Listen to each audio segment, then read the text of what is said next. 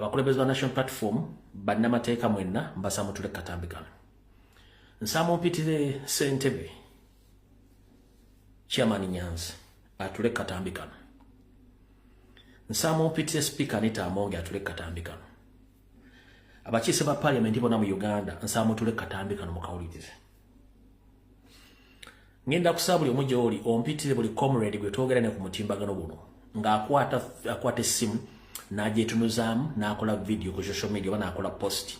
Ngenda kusaba ojje kuwano mu ddakiika ntono nnyo n'ebigero bye ngenda okuyisaawo omala obiyisaawo ne bw'ovaawo n'ogenda ng'otegedde. So ngenda basaamu n'aba comrade abakola emirimu gy'enkola aba struggle mujje wano twogere ensonga zino tuziguse tugende ku busongerera.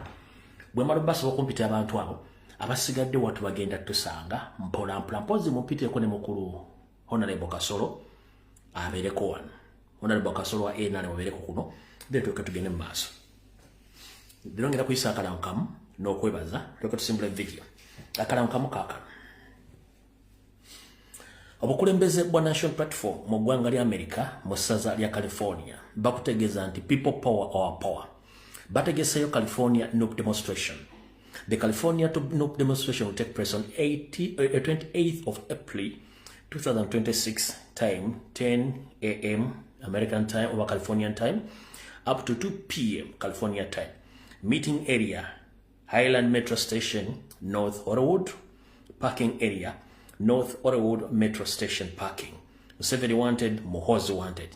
For more information, please contact the leadership of the National Platform on People Power in California. Kale wategeza mwana mubere bulungi nnyo bana Uganda bwanga lya mu America dada mu ssaza lya California mubere mbungi nnyo mulyoke mmanye okwekalakasa kuno mugenda okubeera nga tuzumere mu munana esigale nako ntono nnyo okuba nti mugenda mu kwekalakasa kuno akalango ke kano akabakulembeze baffe aba National Platform abawanga lya mu ssaza lya California bakutegeeza nti mugende mu kwekalakasa kuno mubere mbungi nnyo mu ngeri yonna esoboka. Alright, akalango kawedde kuno kwebaza.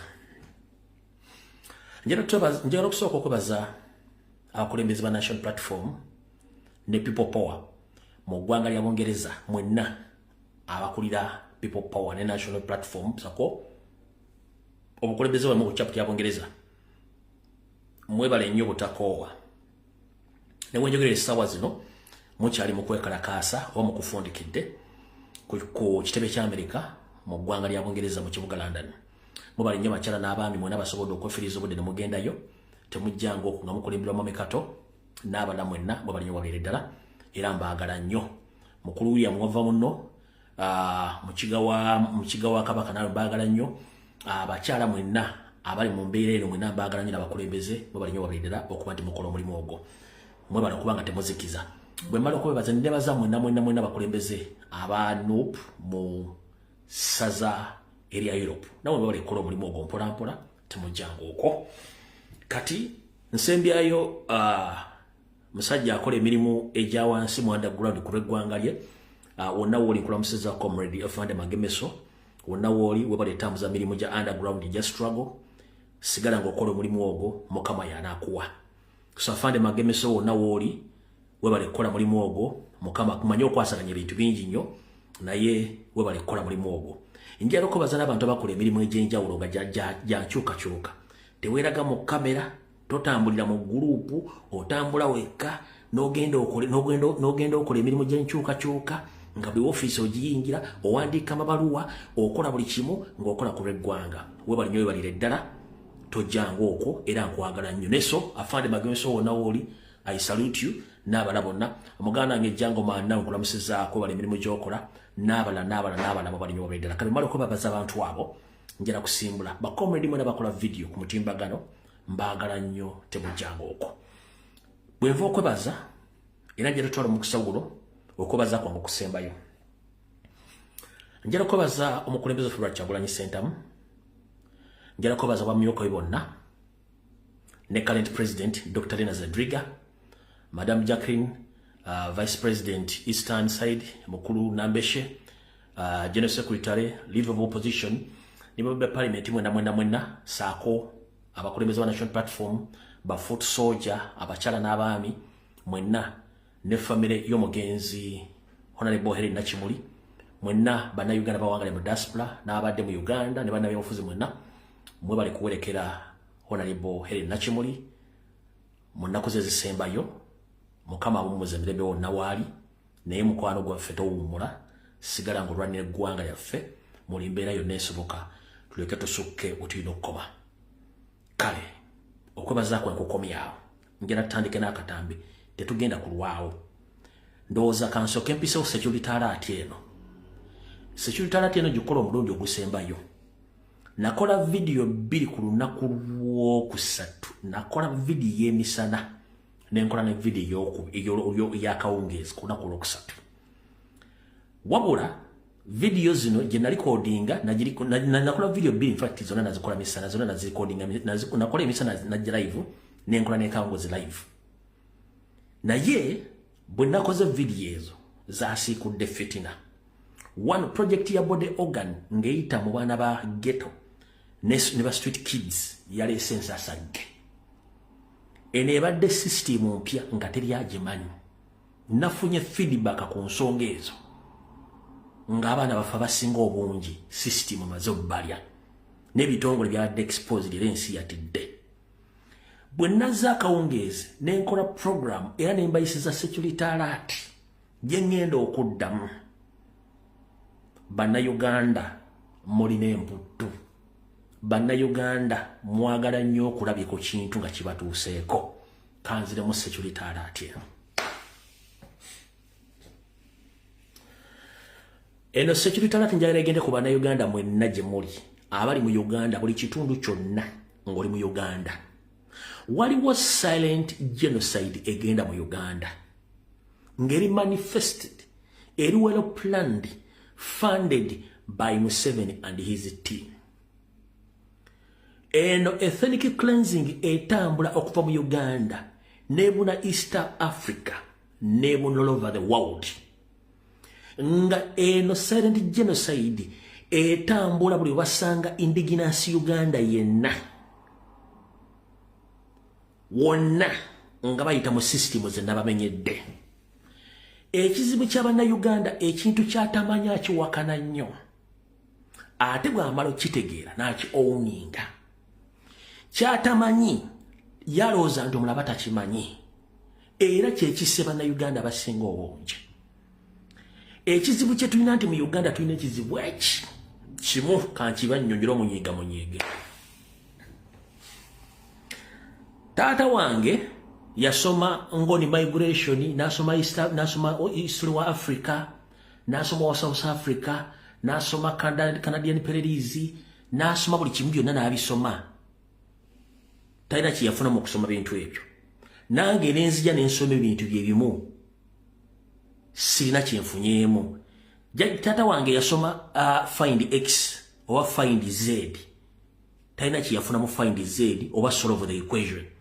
Nange system yemu gye nasomeramu nensoma history nakasasiro nensoma buli kimu kyonna sina kyenfunyeemu. Era nange nkutte ssente zange empeerera abaana ebintu bye nasoma bye saafunamu nange bempeereramu abantu bagenda bifu. Mwe temula tulina ekizibu ky'amaanyi nnyo. Ebintu tatange bye yasoma n'atabifunamu nange byensomye sibifunyeemu kyokka mpeerera abaana basome bintu bye bimu. Gwali wano wasoma solve equation find X, find Y, find Z. Okakasa olya ku solve, okakasa olya ku find X. Okakasa olya ku ngoni. Okakasa okusoma ku wheat growing in Canada. Okakasa olya ku strongest man in Singapore. Okakasa byolyako. Nenga watekanga ebigere mu baafu. Nemusulanga mukuba winta musoma bitabo n'omalirizanga ofuusa asikali ofuusa kadaama oyola bisaaniko mu Europe okuma bakadde which is okay. Naye ng'ebintu byonna jjajjawo bye yasoma kitawo byasomye nawe system yemu gy'osoma n'omwana gw'oyira byasoma tena kyagenda bifunamu. Lwaki tetuzuukuka ne tuva mu katiba omuzungu ke yatuteekamu n'atusiwa obwongo? N'osoma Maji Rebellion ekuyambira luddawa. N'osoma the migration of Africa ekuyambira luddawa. Bikuyambira luddawa. bagundi mukyuse education system tuve mu slavery obwogo babukwata nnyo ebintu tatange byasoma tiana kye bifunamu nange nabisoma sina kye bifunyeemu naawe ate okwata school fees omwana musomesa ebintu byebimu era nga talina kyabifunamu kiki batotuko Ministry of Education and Sports mulina okukyusa syllabus tetusobola kubanga bajjajjaffe basoma mu syllabus bakitaffe basomese mu syllabus n'abaana betuuzadde basoma mu syllabus gipirira bongo the nayo English course n'ebintu ebibekisiru nga tuno kyogenda bifunamu anvudde osaagala kulwawo katugende ku nsonga ya security alert eri katugende mu maaso naye emputu zigenda batta nabazizaayo kemabega nembasomesa oba nembategeeza nembagamba nti mu biseera bajjajja ne bajjajjaffe abawaŋŋangusibwa mu biseera ebyabafuzi b'amatwale ne basaasaana ensi eno baatuuka ekiseera ne bafuuka bangi mu kufuuka abangi balina obbasalira amagezi obbakendeeza ne babasaasaanya ku bizinga ebituukiwa obungi mu nsi yonna gye bali ekyo bwe kitaamalema amagulu meeru wattu bagenda nga bateekawo enkola balina obbasaanyizaawo sekinoomu ezitalina kukaayanya na kutiisa bantu babanyigiranga mu malwaliro babanyigiranga mu mabaala babanyigiranga mu biroli by'emmere tuta restaurants ne buli kintu kyonna ne mbagamba ebintu Museveni exactly byali mu kukola mu Uganda nti Museveni attira abantu mu malwaliro mbadde temukimanyi Museveni attira abantu mu mabaala mbadde temukimanyi Museveni attira abantu mu restaurant ekyo nakyo mbadde temukimanyi kati nabanyonyodde system ey'emmere ne restaurant world over bannayuganda mwegendereze restaurant z'abannayuganda bannayuganda mwegendereze abantu abaleetera ebyokulya mu Europe mu America ne mu Canada omuli emmere eva e Kampala mugyegendereze nnyo oyina kwegendereza nnyo wajogula emmere ekyo nkimaliriza kati mwe abali mu East ne Central Africa mpuliriza Museveni yayiye Omunyarwanda Omurundi Omuzaire batambula mu buli community yonna webamanyi nti wano waliwo bannayuganda ne babaguza obugaati ebinyeebwa n'obumpwankimpwanki obuli unique obuliwo mu nsi ezo ezituliraanye naye ng'abaana babutunda baana baggwanga limu bamawanga 2 bamawanga 3 bava Burundi Rwanda ne Congo tebatunda buntu okuba indigenous bamanyi community basanga bannayuganda era bamanyi community z'abannayuganda boogera Luganda bana abaana okumanya bazibu nnyo bagabana ebbanja nene ebbanja talikima kasitamba okutegeera nti guwalidde ki walidde product yakuwadde ng'abula nafunye confession ez'abantu abali Tanzania video yange bagenzo ojuliza nga bamaze doggwa mu ki mu butego banoonyeza abantu bali baabuze bwe kityo bwe kiri mu Kenya bwe kiri South Sudan bwe kiri Congo bwe kiri wonna ate abaana bali mu Uganda mu site ez'enjawulo abatunda ebyokulya kye bali mu kukola abantu enkoko ekikola baana baayo so bannayuganda bannayuganda security alert mwagitutenga ey'okuzannya naye speed abantu kubafiira ku bintu ebikwataganya ku mbeera z'ebyobulamu eri waggulu abantu bafa ebintu ebitategereka mu mbuto kansa alinga kansa naye nga kansa abalya avudde mu bompwakimpwaki kati n'olw'ensonga eyo ngenda kugamba muganda wange yonna gy'oli ye security alert gy'ensonga y'okkuwa mwesonyiwa abagula obumpwakimpwaki n'amalwaliro mugegendereze amabaala gye mugenda ebisigadde mu wabakwatireko muli bantu bakulu mwerowoleza zirinda bomulwange tawa musibe emmere nze ogwange ngukugambye security alert ziwedde katugenda ku kyatuleese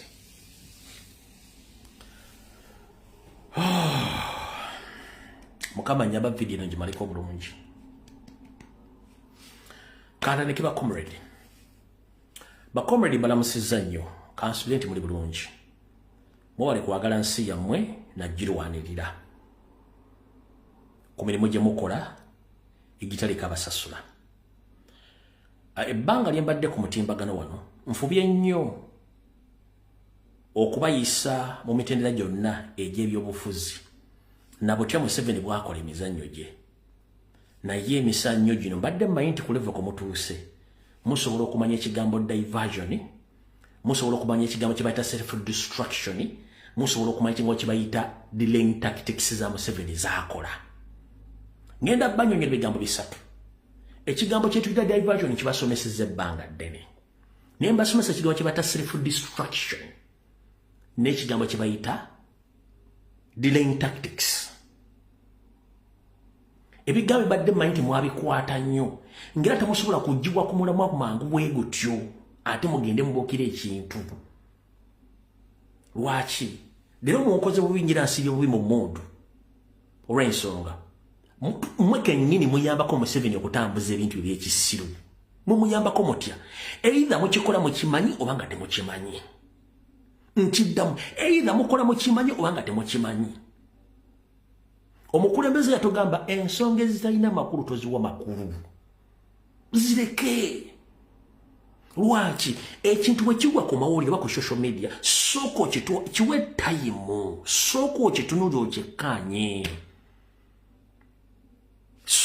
soko kitunulira okyekkaanye nga tonnakikolako comment oba analysis soko kitunulira okyekkaanye tomala gagwa mbikopo bwe omuntu bwe banava ne bakunyonyoga nti ate gundi alwanyisa ffe abayogedde ku nso tuba tetukulwanyisa no take time and observe before nga tonnakola video gyo noba nga tonna comment gojja kwokya lwaki ogenda kwokya one ebintu byenda bigenda mu maaso mu makooti ga Uganda bakomrade engeri gye babakwatamu kikuwa nti bakomrade tebalina musango bweba tebalina musango Museveni afuba atya okunoonya abajulizi abalumiriza Museveni afuba atya basibira mu kkomera nga tebakuli misango ekyo mukimanyi bulungi nnyo one ffenna tukola ensobi nange nkola ensobi teri atakola nsobi naye ensobi bwengikola mmanya ddi lwengenda okwetonda nolwesigenda kwetonda ate ensobi gyenkoze sigiddamu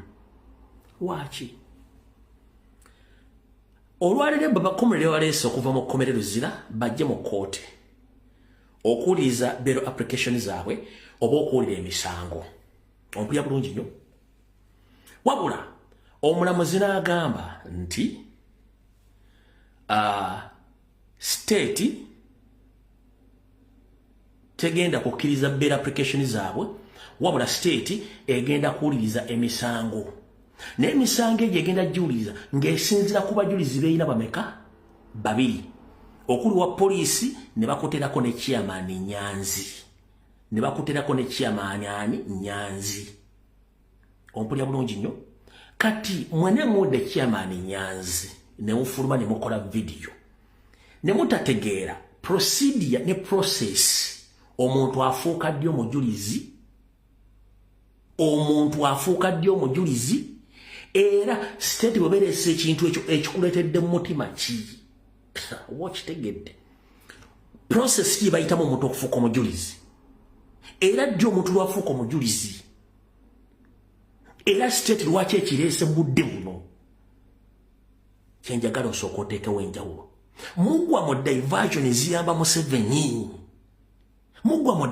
eziyamba Museveni lwaki yes comrade Nyanzi Sentamu bwe bamukwata mutwala mu statement ziyakola teyalina zoogera buli muntu kino njala kikubulya nze nsobola okwogera wano ne waliwo omuntu goba wamuzindala essaazi n'okwogera ebigambo ne musimattuka n'atagala nga tasobola kwogera Nyanzi ayinza okubanga mubi not the extent asobola okuyina mu kaguli alumirize ba comrade it is impossible babateze omusumaali ne mugwekuba nga temutegedde lwaki mwekubye omusumaali mpuliriza bulungi nnyo one procedure omuntu waafuukira state witness oba omujulizi wa gavumenti ekisookera ddala alina okuswaringa affidavit alina okuwandiika obujulizi bwe nga buwandiike era alina okugazeetingibwa ompulya bulungi alina okugazeetingibwa Ebiseera bisinga wawona ekitongole ekikuuma abagenda okuwa obujulizi kibayita state witness protection system bagita system. Kati njala kubuuza Nyanzi abaddeko mu kitongole ekyo nga kimukuuma. Nyanzi yaswalinga affidavit. Nyanzi yawandiika obujulizi. Tabuwandikangako. Tabeerangako state witness. Babateze omupiira ne mugwekuba. Lwaki? Kubanga bamuyina nti Nyanzi mukyamu, yes 100% ninja ku Nyanzi mukyamu. But Nyanzi can't stand as a state witness against our comrade.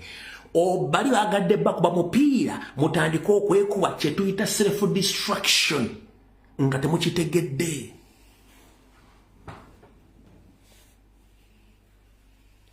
Ebadde self destruction mwekube. Bwe mmala okwekuba ate efuuka delaying tactics okulwisawo ba comrade mukomera. Lwaki? Nyanzi ajja kuva bagambe nti nze siri state witness kubanga sina muntu gengenda kulumiza, sina bujulizi bwonna. Publicly ng'agenda kyogera kati state egenda kujja omujulizi. Bwe batalina mujulizi kitegeera nti gwe tuba tusuubira agenda kubeera state witness tabirimu yabyegaanye ng'egamba okay omwoyo gavumenti mutuweeyo emyezi ebirala 3 tukole ki nga bwe tunoonya abajulizi abalala. State bwe tibegenda okugamba nti mujulizi omu yagaanye tetusobola kubeesinga ku mujulizi omu, mutuweeyo emyezi emirala 2 tumale okunoonya abajulizi abalala. Ekyo kyobadde okitegedde? Ekyo kyobadde okitegeere? Nabagamba olwe mulimanya the way how Museveni operates mujja kuwangula Museveni in any possible way. Mujja kuwangula Museveni in any possible way. Bwabanga omutemu weggala asobola okusaba soda, asobola okusaba amazzi, asobola okusaba okwegatta ne bakumuwa. Omulamuzi w'ekanyanya atasobola kugamba nti Nyanzi mujulizi wa gavumenti naye nga tabawadde bipapula byonna biraga nti ali gazeti lyagenda kubeera mujulizi.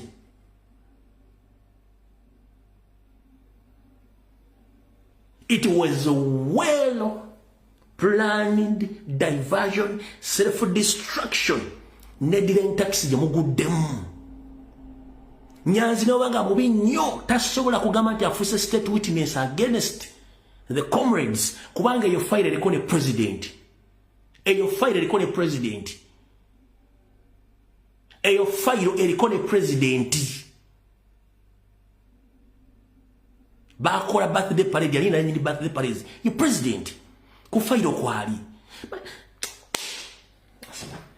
Tugeze walwe ngabo basitwako nsoke nju mulimu konja kwa biko mutima nga tusomesa abantu byobufuzi nenkula Museveni nga batabagitegeera. Walwe ngabo basoke mpumulemu nga betukola emirimu gy'okuzoganya gavumenti amutu basobola kutegeera Museveni bwa paletinga.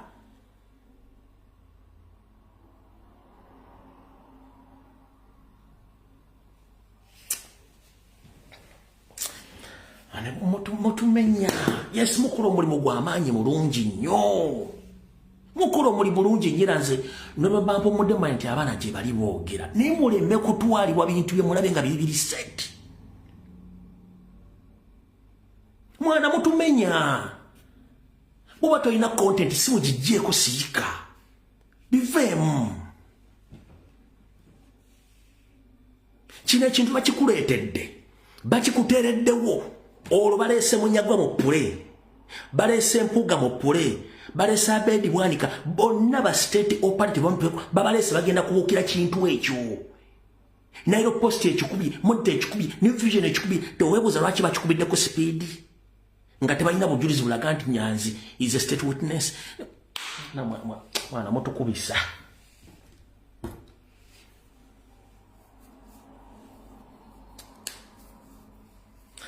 Moganya kumanya musajja bwa operatinga kyekibi ekisookera ddala. Yes oli wa struggle ne kadi ogirina, oli wa nupu, oli wa national, oli wa people power, but tosobola kuzuula Museveni operatinga atya.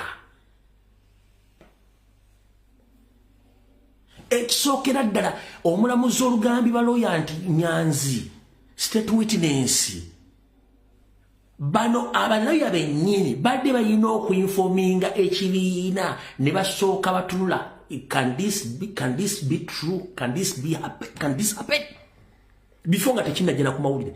So mistake gye mukoze ne mubannamateeka, it was a huge mistake. One, bakomrade bazze mukomera kye bazze nakyo mukomera temukimanyi, so you need to go in the jail to inform them.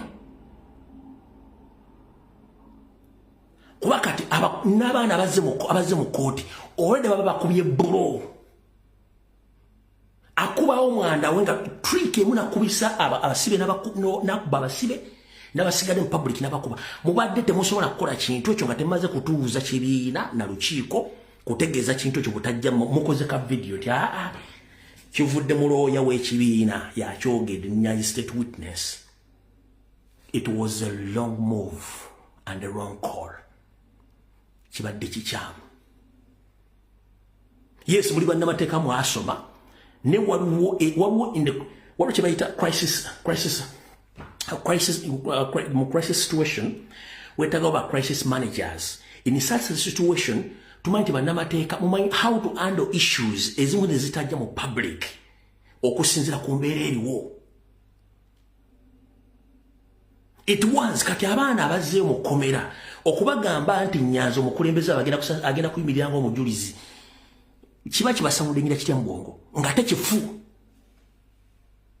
kubanga looyo badde onyaga nti omulamuzi tuyamba otuwa ku bujulizi obulaga nti Nyanzi is gazetted as a state witness. N'oba details zonna. One, state witness alina okuswalinga affidavit n'awandiika obujulizi bwe n'omugazeetinga era nabanga state emukola ki emutadde awo alinze. Secondly, Nyanzi balina omusavinga. Nyanzi balina omusavinga ekimulaga nti afuuse state witness. Okufuuka state witness olina okuba nga mukkiriziganyiza ne government ku terms and conditions.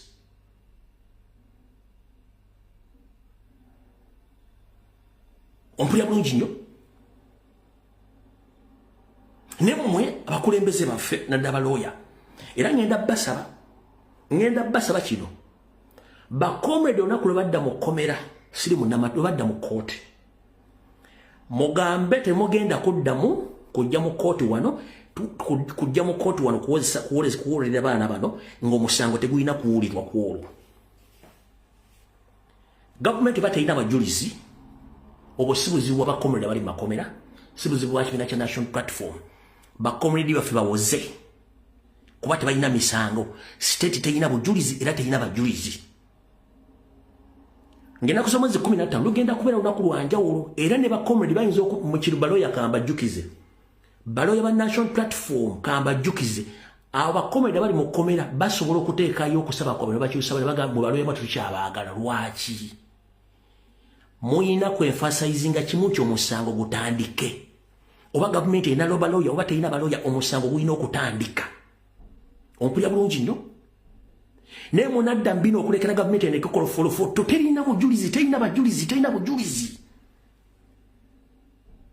Yes, lero mukoze era mukikkirize nti bannamateeka ba National Platform mukoze era. Bwe mwandifunye ekimu badde temusobola kujja ku mawulire, no, mubadde mulina kusooka kudda ne mutuula mugamba nti batugambe kitu state ebawo obukire ebinyo details eziraga zonna nti Nyanzi muki ye state witness. Tembira muzibuzi mu kamera nti batugambye Nyanzi ye state witness no wa police omu ne mukiteeka. Kati ba comrade nabo sibanenya bakiwulire kuva mu balooya kibalina okutwala nabo sibanenya kuba kivuddemu mmwe. So mwagala tugamba nti muzanya ne state emizannyo. That is my question. Mwagala tugamba muzanya ne state emizannyo.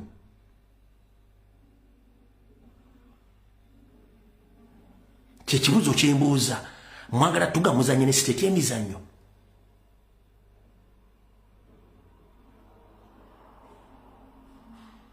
Kyekibuzo ekisooka.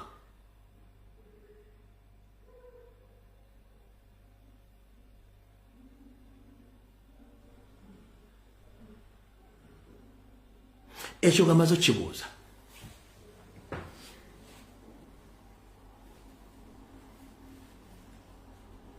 Singa abaana bakomawo nga 15 government negamba nti omujulizi omu tagenda kubeerawo, tetulina abajulizi basukka okwono wa poliisi.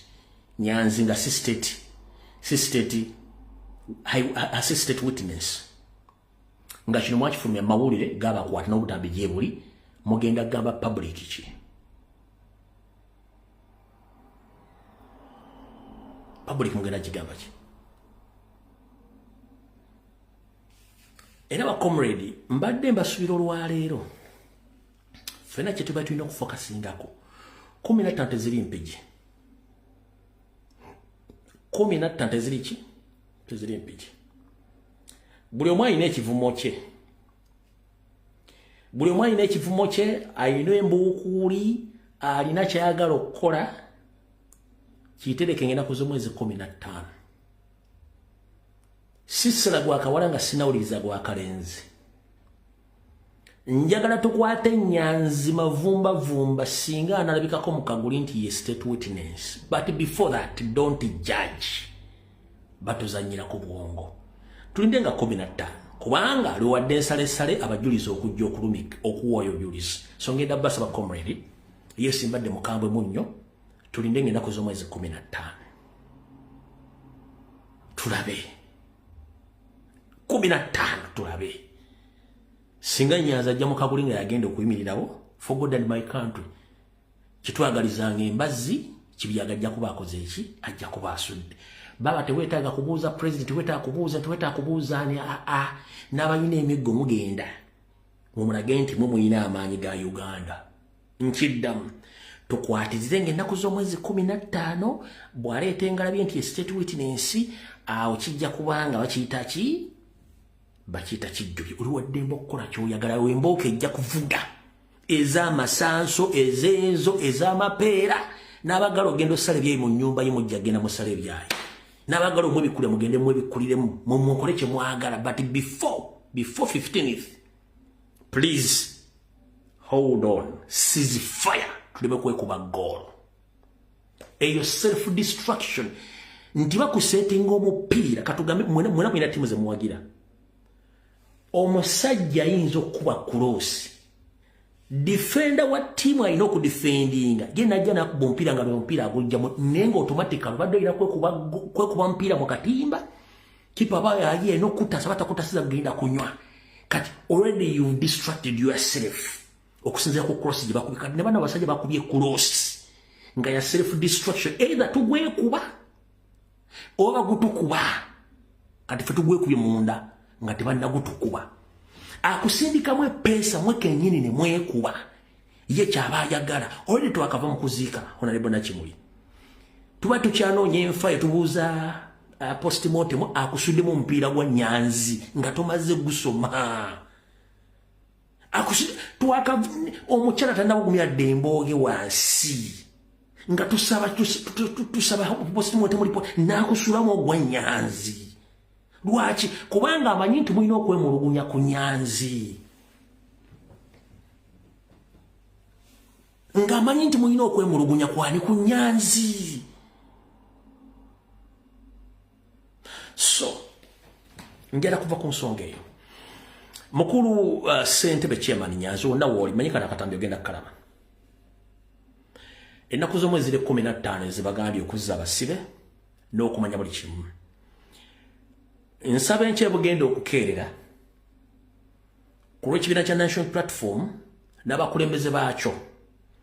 Oveeyo ojje mu mawulire oyogere ku bikwogeddwako, bakomredi abalwanyi basobole okuba nga bapiikinga ku bigambo by'oyogedde. Kubanga byogenda okwogera bigenda kusangulawo omulamuzi by'ayogedde.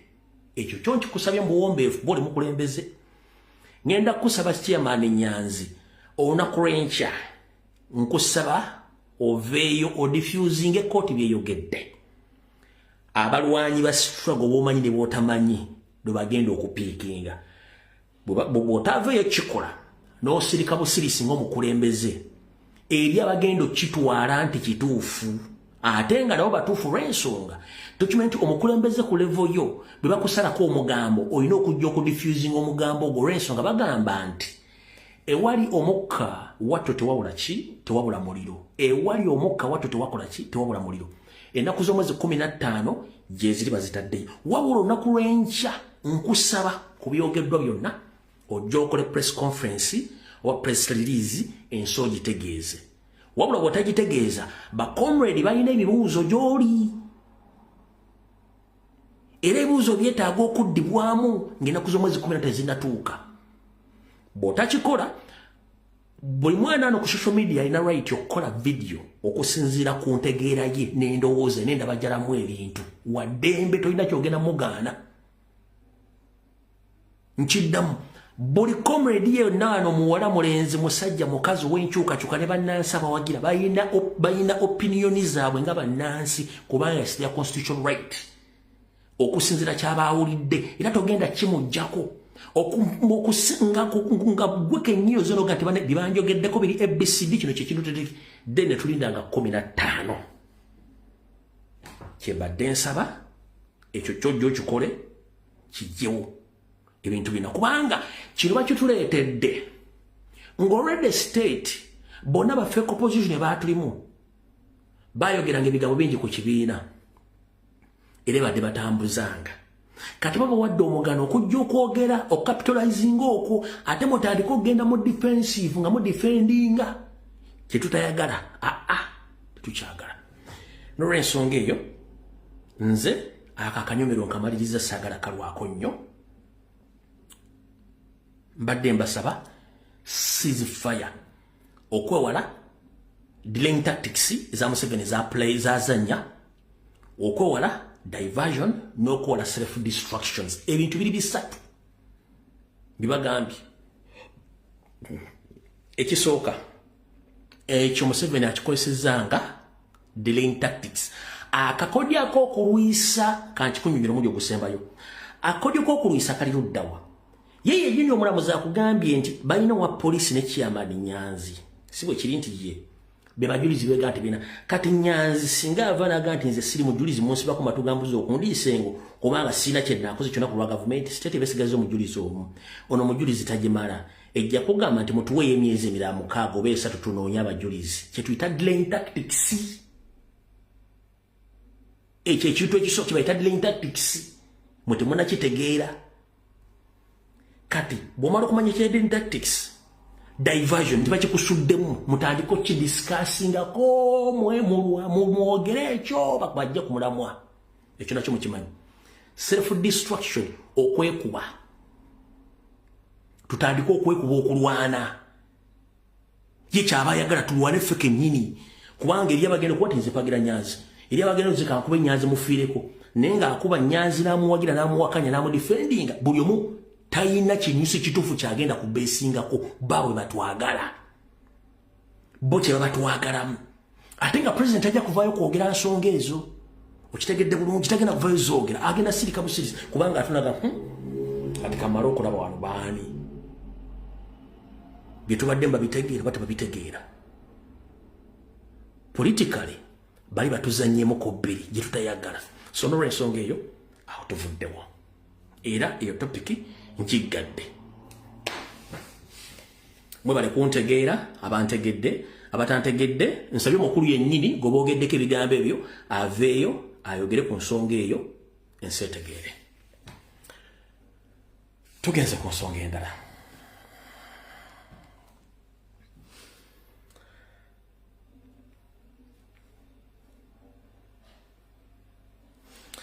nina tusookere ndoza katambi nina akatambi kentadde emisana katambudde ku social media wonna akatambi kano nga kalaga abasibe badde baleeteddwa mu kooti Mbale okozesebwa emisango gyabwe wattu Namuzinda n'azinde kooti Namuzinda n'azinde kooti abalamuzi abasibe abakuuma abasibe bonna ne babona emiwabo sirowooza nti kibadde kintu kya kusaagasaaga mwe abasajja bali myaka gyange abavubuka batamanyi Kadugala no wa Kadugala bakatali amuwa chetuyita African chemistry and African science. African chemistry and African science ebyaddala gyali lyakyakola. Ekibadde mu kooti olwaleero omuntu yenna omanyi ng'olina omusibi oba amusibira buli nga gwokoze omulimu ogwo gw'okuleeta enjuki okulumba ekkooti. Essimu yange eri public nnoonya njala tusindika enjuki mu state house zombi. Noonyaako ssente tujja zisonda sitenda kusonda ssente ku social media wano. Yenna omulubaale ayina chemistry yakoze embaale mu kooti nga saagala ojja tulagako ne sample kuba tetugenda kusonda wano ssente nga tutukozeemu sample. Twagala kukozesa kulumba state house zombi oba ku mukolo gwonna ogenda nga bwe gwabadde ekyankwanzi ffe otusindikire na muzinda ssente z'abantu bagenda zisonda. Naye osooka tuwa sample era egenda kubeera recorded live bwe tugaa nti soko zitusindikire wano zigenda zibakolako ssente weeziri. Omusawo w'embaale yenna eyakoze ku kintu ekyo nze nkunoonyanga nze omuntu. Nkunoonyanga nze omuntu bw'obanga osobola otukolera ekintu ekyo katugendeko mu science ow'ekiddugavu. Yenna omuganda w'omusibe abadde mu kkomera omwo gwe badde basira obwereere nga bamusibako emisango gy'ekiralo oyo gwe mwagenzeko nze gwe njagala. Twagala asooka zitusindikireko entebe tukuwe ssente tugendeko mu African chemistry n'African science. Akatambike kano saagala baluyisa batakalabye. Akatambike kano era mwetegeke bwe tumufuna akatambi kaako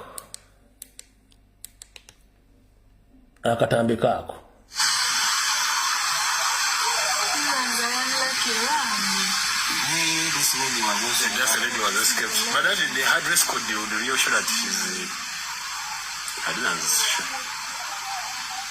Biz.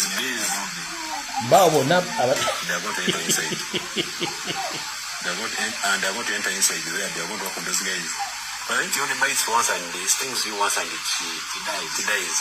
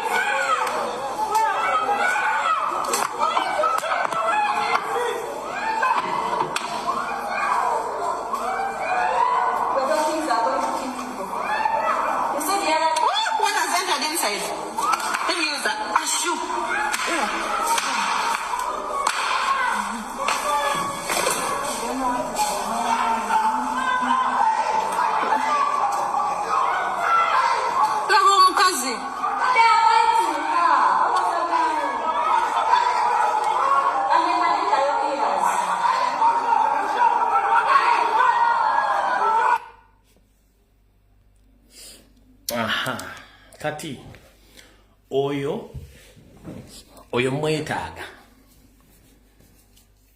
osobola zitusindikira mu state house zombi oba ku mukolo gonna ogwa NRA nja kujja no kola live misagasere tuzisonde tubakoleko awo tuvuddewo bwe tumala okuvaawo kansubira nti kuno kuliko abantu abava mu Bwakabaka bwa Bunyoro n'abatali Banyoro njala bontambulizo baka buno okusookera ddala bannayuganda bangi tebasooka kuntegeera nga njogera ku nsonga ez'Obwakabaka obw'enjawulo era nga batasobola kuntegeera bigabenda byenjogedde abitegedde oluvannyuma sijja buzibu nammwe nga mbagambe kitwalira omuntu okumanya Museveni bw'akola ensonga ze mu system ya occupation ne Museveni gye bayava ewaabwe yasooka kujja Bwakabaka ne mu Uganda bw'ati bw'atugezezaako Bukola ng'akozesa bakatikkiro beerondera mu Bwakabaka obw'enjawulo okusaanyawo bakabaka abalangira n'abambejja bonna ab'enkizo ate bakatikkiro batekinge over najja n'entandika program buli Mulange Mmengo n'enzija buli kyama kyonna ekisaana okujjayo n'ekitera ku mmeeza ne mulwana entalo mpaka noleze mukyalwana naye era mission y'abasajja bano tennaggwa ate yewasanya kawo Charles Peter Mayigaluza namuggyako amaaso gakyakuliko buli kyokola kyonna era buli kyolaga yonna kati weefuula kabaka naye nkulaba na buli kimu kyokola ne ttiimu zo which is okay era kansonesa abasajja kabaka wonna wooli obulamu Katonda bwakkingiriza n'abokuwa essaawa zino ensonga zino ziraba nkusaba mu bbendobendo ly'omwaka guno weebeereremu nnyo kubanga abatamanya ngamba tebazikizanga waggala kujjako bulamu obwo kati katugendekokko mu Bwakabaka obwa Bunyoro olwaleero okuva olunaku lwajjo message nazisanze ku masimu ge nga zigwanga enjuki ezimuzirabye ng'abantu b'e Bunyoro bali mu kwemulugunya ku nfuga bbi obuli mu Bwakabaka bwa Bunyoro waliwo ajja okugamba ate ebya Bunyoro kulumbi bimukwatirako wa oli mutuufu nnyo naye ekizibu kye mulina n'okusoma n'okubabula ebyafaayo nayo kibazibuwalira naddala mwe abeefuula nti mwasoma ne mwekweka mu kusoma ne mukweka obusiru bwammwe lwaki nganze Omuganda bwe mba nga ndi mukulanyo banga ntambula bwe mba ngenze obuvuna obudde okutambula obulungi Muganda yenna ayina kumalira Bunyoro kati sisobola kwerabira nsibuko ya Buganda gye bwava okutuuka okufuuka Obuganda era Obwakabaka bwa Bunyoro ntabiro nnene nnyo ku Bwakabaka bwonna obuli mu Uganda naddala obuli mu bbendobendo eritandikira e Busoga ne lisa nejja e Buganda ligenda e Tooro ne ligenda e Bunyoro wennyini ne likkira ne mu Maserengeta eno mu Banyankole Obwakabaka Bunyoro bulina omukono munene nnyo mu Bwakabaka bwonna obuli mu Uganda kati wotwogerera olwaleero gana amawulire ensi bale tegamanyi nga bwe nataasa Ssaabasajja Kabaka n'entaasa n'omumbere wa Bukonzo Charles Wesley Mumbere ebbanga lye bali bamaze omusiba nali sente baali bamumye okugenda okujjanjaba nga anaatira okugende wa Ssenkaaba nakati katulive ku mutono najja ne mbagamba era ku Bwakabaka Bunyoro nti Omukama yali mu mbeera mbi nnyo oluvannyuma lw'omukubba obutwa ne balooza nti agenda ffa kati ate waliwo embeera eriwo embi ennyo kansooke kusomera message eno mu lufuutifuuti njikuddize mu lulimi Oluganda. Good morning, Mr. Lombier Fred, aka Chemical Ali. I'm one of your followers for years, watching every video and post you make on social media. Amachama lungi mukuru Fred Lumbuye nga amanya ga social media gokozesa kuyita Chemical Ali. Ndi omu ku mugoloberezi wo agoberedde emyaka mingi nnyo ku video z'okola saako n'ebyoteeka ku mitimbagano egy'enjawulo. But please re-echo our voice on what is taking place in Bunyoro Kingdom. Bambi nkusaba kozesa eddoboozi yo otuyambe otwogerere ku nsonga ezigenda obukyamu mu Bwakabaka bwa Bunyoro. Byakutaaga as a prime minister has taken over everything. Byakutaaga nga Katikkiro wa Bunyoro aliko buli kimu kyonna ekiri mu Bwakabaka buno akyeddiza. He took over Omukama accounts and kingdom accounts. Byakutaaga nga Katikkiro w'Obwakabaka bwa Bunyoro atutte buli kimu saako n'ebittavu byonna eby'Omukama owa Bunyoro saako n'ebyonna ebittavu eby'Obwakabaka bwa Bunyoro.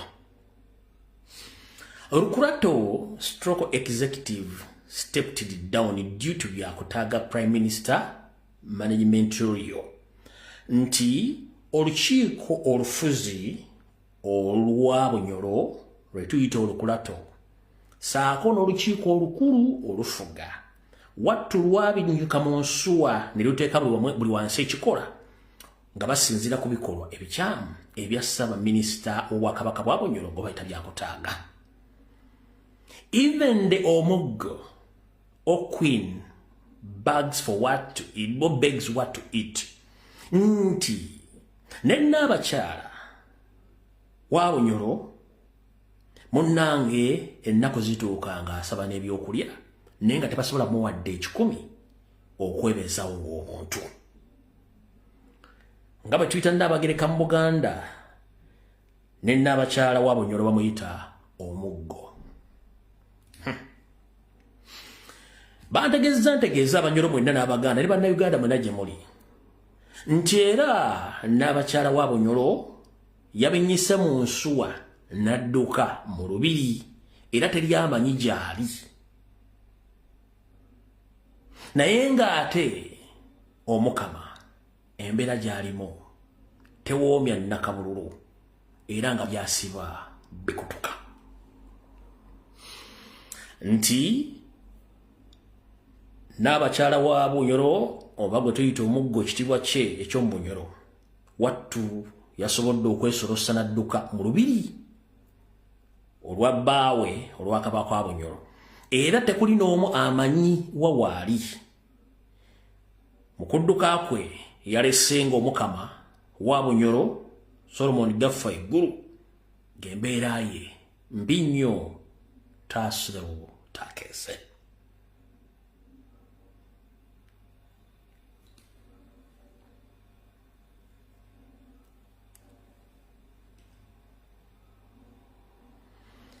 Teri mukulembeze kaabere yennyini Byakutaaga ayinza kugamba nti amanyi waali. Olw'ensonga ne Katikkiro wa Bunyoro kigambibwa nti yawamba Omukama wa Bunyoro n'amuteeka mu nsawo ye. Ebigambo bino mbyogedde ng'ennaku z'omwezi ziri 24 omwezi ogw'okuna omwaka 2026. Byakutaaga ajja kuveeyo akugambe nti Omuggo oba Nnaabakyala wa Bunyoro yagenze okufuna obujjanjabi kubanga nti abadde mu kosefu. Era ajja kuvaga nti balimba tewali nsimbi zonna zinkwato bansibe. Era bajja kugamba n'Omukama ali bulungi nga bulijjo batera kikola. Wabula ewali omukka tewabula muliro. Genda sembyeyo okuloba mu nsonda enneekusifu kuba sitera kujja nga simaze kuloba gasingawokko. Kyandibanga ebitundu 6 ku buli 100 Omuggo eggwanga yalifulumye naye nga tannayogera watuufu waali. Ebitundu 4 ayinza okuba akyalimu ng'alina we yeekwese naye nga final destination alina okukola ki? Alina okufuluma. Entabo eva ku ki? Entabo eva wano. Nga bwe mmanyi nti Museveni ayagala kusaanya Obwakabaka bwonna budde mu control ye. Museveni obw'obugabe obwankole yagaana obbuzaawo nga ye alina abantu be bayagala babeere. Abawulira olulangira olutuufu bamugamba ekigambo kimu nti ogunywanga n'ogufujja tekijja kusoboka obeerewaawo mpaka kuwulira bubi. Obwalwenzi lulu kiyawukula mwabulaba. obwa Bunyoro nzizimbi bagamba nakati mbagambye obwa Ttoro mba mwegendereza nnyo omukulu oyo Sserwajja Okwota ng'asinga bannyinimu entannama yatuuka n'okulengeza omukama wa Ttoro n'agamba muvubuka oyo byayogera ze sibirina makulu bw'aba tayagala kulya ku nsonga z'ayogera ekirungi munene nnyo bw'alekerawo bw'anaaba akomye okulya ajja kusala omugejjo ayogera ku Kabaka omulamba atwala ebbendobendo ly'Abatooro era okuva n'ayogera ebigambo ebyo omukama wa Ttoro yassala ku nkolagana ye n'ennyando Yoseferi tebahabulwa tebasibwa mutabani wa Kale ekizere nsanga bisibe ndowooza tokyamulaba nnyo nti bali mu ttaaki naye olw'okumala omulengeza n'omunyooma newankubadde oli yali akyali muvubuka bw'akuza agenza ategeera ensonga zino kati wano wali okulina okukomba essowaani kiteeberezebwa nti ku nsimbi ezimu Obwakabaka bwa Bunyoro ze bwafuna oba ezisuubira okujja oba ezaagwedda ku akawunti ziri mu buwuumiro obuwumbi obw'essente za Uganda ezimu nga ziyinza okuva ku mukwabo gw'amafuta oba ezimu ez'abasasulwa eggwanga lya Bungereza ku bikolobero ebyakolebwa ku Bwakabaka bwabo bwa Bunyoro naye ng'ensimbi zino omukulu byakutaaga ne badde bazeetaagako ssaako n'okutuukiriza missoni yaabwe ey'okusaanya Obwakabaka bwa Bunyoro bo bakole ekirina okuddako mu ngeri yonna kale mwenna Abanyoro gye muli mbasaba ebigabo byenge mbitwale nga kintu kikulu sirumba Bukama bwa Bunyoro kubanga bwentandika okutambula obulungi nnyo nze mmalirayo Bunyoro ng'Omuganda yenna alina kumalira Bunyoro wabula ekitta Bwakabaka n'ekibusaanyaawo Omunyarwanda alyoka atwale bulungi nnyo eggwanga tewali muntu amunyegako yeyo sisitimu eriwo era nsaasira Abaganda mwenna abakyambazibwa eminagiro Sserwajja Okwota Katikkiro najja n'atandika okufuuka Kabaka nga mulaba mwenna nga mukanudde amaaso mulinga ente zisala leerwe nga temulaba kusomera bbaluwa mu bbaasa tubasaasidde nnyo mwenna najja nembawa amannya ga Ssaabasajja Kabaka abasajja bali gye bamuyita temwava wadde kwebuuza nti amannya gano omwana ono yagajjeewa kyekimu ku kikolwa ekyokunyooma omuntu okutuuma erinnya nga naawe kennyini tolimanyi naye nga bo mu sisitiimu gwe bakukyumiza Ssaabasajja Kabaka amannya ge bamuyita Meeja Kamungulu buli baamutuuma mu mawulire teririimu teri alimanyi Mmengo nze ndimanyi nange yali bagamba era bo baga nti Kamungulu twamukontroli nga tasobola kwogera na buli kimu kubanga bwe twateeka Mmengo atukolera emirimu gyaffe teri asobola kyogera ebigabo bino byogera nga nkozesa engalabi eno gwe eyo gy'okozesa okusinziira n'okwetegerezaako ng'ebyokwewunda by'ensi bye bisinga okusanyusa nga bakutwalako ensi yo nga tosobola kutegeera kale yenna buli ali awo ng'otunuliraga mulenge ejja mutunuulire nga Kabaka nti yatekinga over byakutaaga kyakola n'eri ebusukka kiira gwe teweebuuza abantu abakulu mwenna abali wano awuliza vidiyo nabagiragiraba Obwakabaka baabujja mu byobufuzi lwaki Museveni ate abuyingizamu byobufuzi gwe teweebuuza Obwakabaka bwalina amataka gaabwo nga busolooza obusuulu n'envujjo nga buyimiriza lwaki yabuteeka ku musaala kekamanyira kasookera ddala toyinza kuddira Kabaka w'Obwakabaka notandika muwa musaala toyinza kuddira Kabaka wa Bwakabaka yenna n'otandika kusaba permission nti afuluma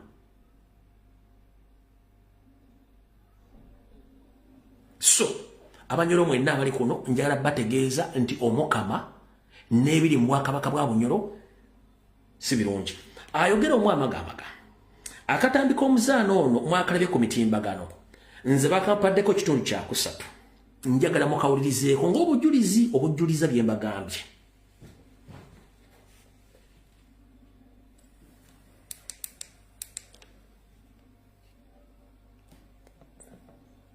Karunga Margaret, Queen wa Bunyoro. From Tudano onwards, I want to inform the Bunyoro that nobody knows where she is. Nobody knows where Ariel, the Queen of Bunyoro, where she is. It wena naita bamuika iroko. Ebintu bikamutama kitumaina mbarali. Kitumanyira ali momezi, kitumanyira aliyo, kitumanyira yeserekere, kitumanyira jwahirisi. Hati embere biyonda agire serugo omukama kuyiruka mu kikalo omwo kirinti ekembera yone rugiri haloha embiye rugiri hali byakutaga ogwo prime minister mumukwasire empola abanyoro hakabawuka lwaisiroho okwirwa bunyoro narwanagana na byakutaga prime minister abanyoro mwachulera okwiriya rwana ababito barwana yakoma cabinet mpyaka cabinet mwaginaga yakutaga yamalira ayefoire nguniwo mukama wabunyoro omukama liya mukomberi wena kumulira nikimasa kitusako omukama wonde mukama nakyali munsi kikumasa byakutaka kuzanira obwonga abantu amutwe aina accountability zatakusa kucha mbantu itakanyero hati byakutaga ogwa fokerikizibu omuntu omukama abataroko dinaka according to the protocol omukama abataroko abaruha abokwiri kitusako kuhuliriza byakutaga omutwezi abamutweza bamwe kitusako kugenda kuhuliriza byakutaga omutwezi tukalika kandi okwiri chairman wababitu kandi omukama abamubitu ababitu barabalemere kugaye kwegwanira tabanye kujja kwegwanirira ekintu kindi omukama okwirwa bunyoro byabata kabire mu kikalo akaterera prime minister omunyoro honorable Nobina Nabanja yamuterera Nabanja yamugamba bojo I want appointment na ina kuba na appointment amu meeting abana ba bekikali na diego na imenya ku meeting oha Nabanja bamugambire buli kintu Nabanja abayima appointment. Can you imagine omukazi w'omukama wabunyoro ayesere prime minister Nabanja nolemba kuicha hapo buno bunyoro Nabanja munyoro Nabanja akazoke Nabanja ataije mu buire Nabanja kasigara atahayiro buire kwino bunyoro biye unisaba Nabanja nambara kali asako yabaire busy kwa muntu aba busy Nabanja rubina majegera aba busy tubaye tusaba nambara kali arugi asere da princess Dafini muchikana Dafini ambuke nambara bira ani bana kyaliyo tiko na bagambe ngadira aliyo abokuba dieti tumaina ambarali nyumba lilize mbaliza mazima adiri muchikali tali kandi sama ina ambarali kionka mulane mkiasobora kumusera nabali Dafini ka kumbaliki yao yotinja ngaba namba asere namba dera linka hato mtu wake ngireka PSY Dafini buli kimwa kusobora kimara akusera dieri arabe mu Dafini ekintu kinda abana bobukama tuinamwa abana baisiki abana baisiki bayile bintu ibako ebitaga barolerwage account ya isiwabu yobukama na account yobukama hala account ya king and the account of the kingdom ata account zo bukama ezimazire kuhambibwa PSY obukama Richard na byakutaga zihambiwe kuyi tena ngokuya sente zo kulisa abana abo tuinamu princess Dafini tuinamu princess ondi bakumweta tuinamu Doreen tuinamu naba. All right. Ebigambo mbiwulidde. Bemmala okuwulira ebigambo ebyo buno bubaka bwange obufundikira ensonga eyo.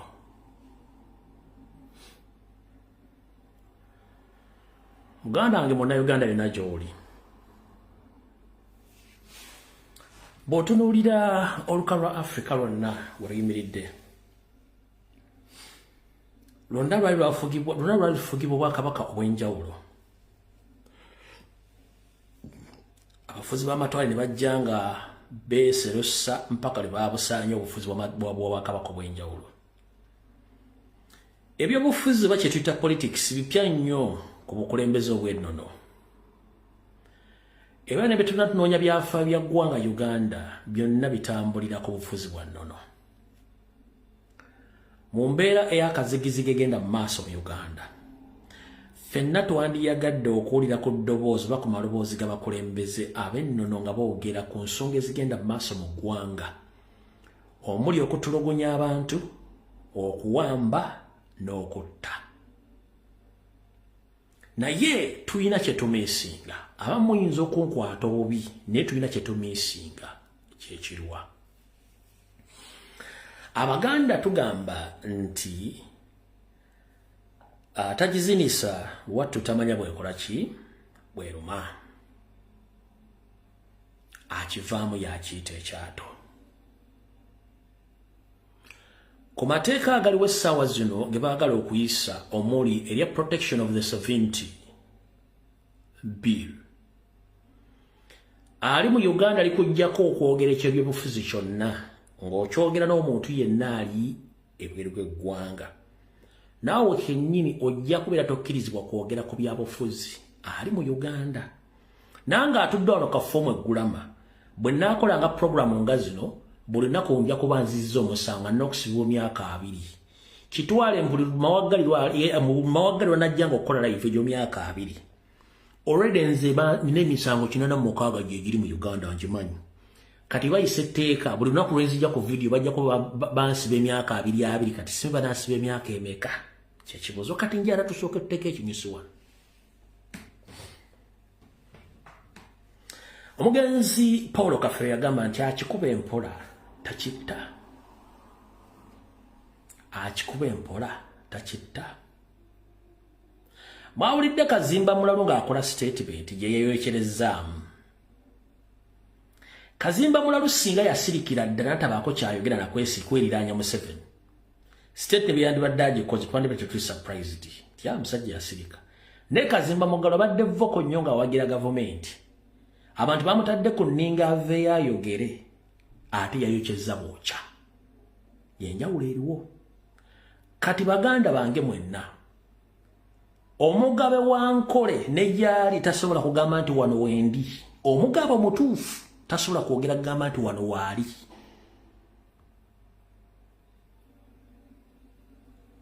omusinga obwakabaka bw'Olwenzululu musajja Mujaasi mutendeke Charles Wesley Mumbere musajja Mujaasi muki mutendeke kyebamukola mwakiraba ne batuuka n'omukirizisa emisango gy'atazza okufuna freedom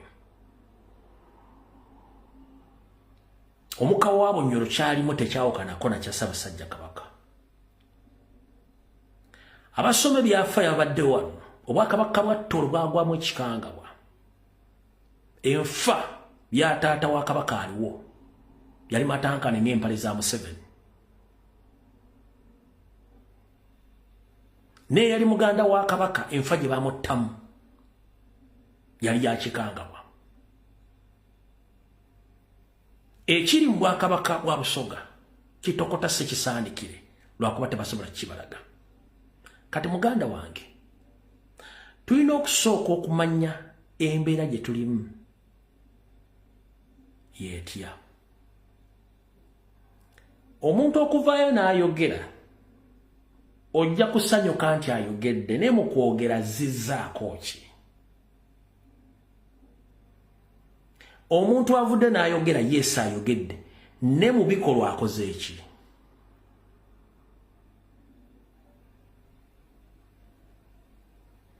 njagala ndeetere wano obutambi 2-3 bonna bakabaka bonna abali mu Uganda bwe bayogeranga during Amini's regime njagala ntira bwa butambi 3 bonna bakabaka bonna abaliwo during Amini's regime Obote's regime obutambi bakolanga bakonda eminga obadde okimanyi nti obwakabaka bonna mu kujjako Obote n'Amini bwa contributing ebitundu 5 ku buli 10 silently obadde okimanyi nti okujjako obufuzi bw'osira mu bbwa obwakabaka bonna obuli mu Uganda bwakola ebitundu 5 ku buli 10 abakulembeze ab'enno n'ebiseera ebisinga tebagenda kuvaayo bagende nti nze ngenda kukola kino mu mbeera ng'eno bakolera wansi constitution yennyini y'Ol1995 Museveni yagiwandika n'agamba takkiriza mukulembeze wano n'okola ki kwetaba byabufuzi yali amanyi kikyagema muganda wange njala kugamba Museveni ekimusinza otufugisa eggwanga Uganda ebintu byonna abadde mu gavumenti eziyise ng'amanye ekyazisuula n'amanya nti nze bwe nnyingira mu bufuzi ngenda kuggala lupuholuzi zonna ezaasuula gavumenti zezirwa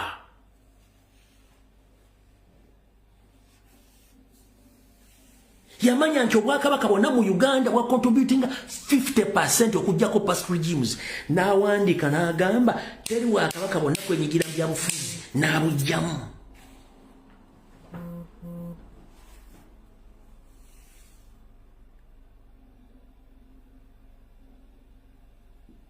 n'abujjamu constitutional n'awandiika mu 95 teri Bwakabaka bonna kwenyigira mu byabuki mu byabufuzi kubanga amanyi bwa contributinga.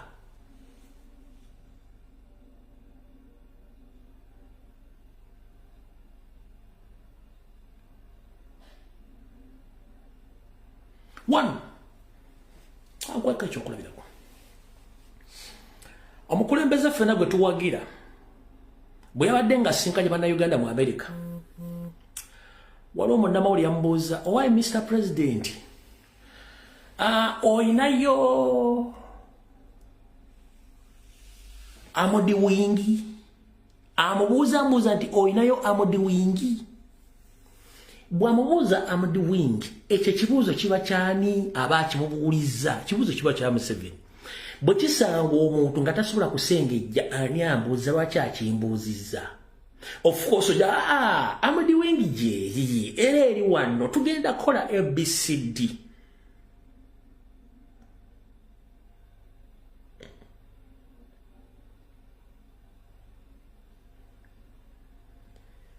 oli aba yafunye dde ekyokukola muyina okay no problem nasirika but sometimes abantu balina okusirika ne bamunyigiriza naye nga kyakola slowly by slowly mpola emuntu tujja byogera wano era sobola byogera wano lw'ensonga ekisookera ddala buli munnayuganda okusinziira bwalaba embeera bwetambula n'obulumi obuli mu Uganda wadde okukola statement yonna gy'ayagala ne gwagikolako tasobola kujja practically akole oba ayogere gwe kyoyogerako oba njagala nnyonnyola ebintu bino nga mbitegeera bulungi nnyo mwana mulenzi olina constitutional right okwogera ekigambo kyonna kyoyagala ku muntu gwewandisuubidde yandibadde alina okujja okukola kyokola oyina right ekikola n'omugambo wife nga tetukulaba kino oyina naye era tajja kujja kugamba nti nze kino kyengenda okukola oba kanjogere kino no agenda kusirika waliwo eboogerera era abaganda baga tetwogereranga ku kizigo teboogerera ku kizigo bwe tugenda ffe abazi tetwogerera ku kizigo kati abakulembeze ab'ennono abasinga obungi bali under captivity eddiini mu Uganda ziri under captivity naffe kennyini we are under captivity tutya kyotamanyi njagala nkikutegeeza nti Museveni ebintu byonna byasula gavumenti ezayitako yabimanya nkikunnyonnyodwa nakwakunnyonnyola n'ekisembayo yamanya bo okulwanyisa Amini baava Tanzania gye balina beesi okyasobola okugenda n'oyimirira Tanzania n'oteekako abo abantu babiri batrainingirawo yamanya bajja genda Kenya n'agenda Kenya n'ateekayo luto kyo kyasobola kuteeka beesi y'Abannayuganda kuyeekera Museveni awo n'agenda n'akwata South Sudan tosobola genda kuteeka abantu South Sudan kulwanyisa gavumenti yaani ya Museveni Rwanda yateekayo Kagame Burundi aziweero Congo owakyamu olimu obuzibuzibu ono omusajja yasooka n'amanya ebintu byonna ebyasula ligimu eziwedde n'asooka abizingako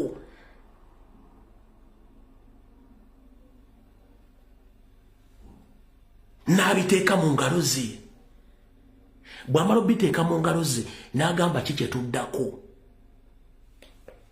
n'amanya nti kati ye kennyini alina otteeka eri abantu be mu magye mu poliisi mu byobufuzi babeere nga bamonitalinga era kigenda mu maaso bw'akikola kati bw'aba akuggyeko zonna roots ziwandibadde okozesa olina kukola ki nange kennyini ndi under captivity gye ndi naawe oli under captivity gy'oli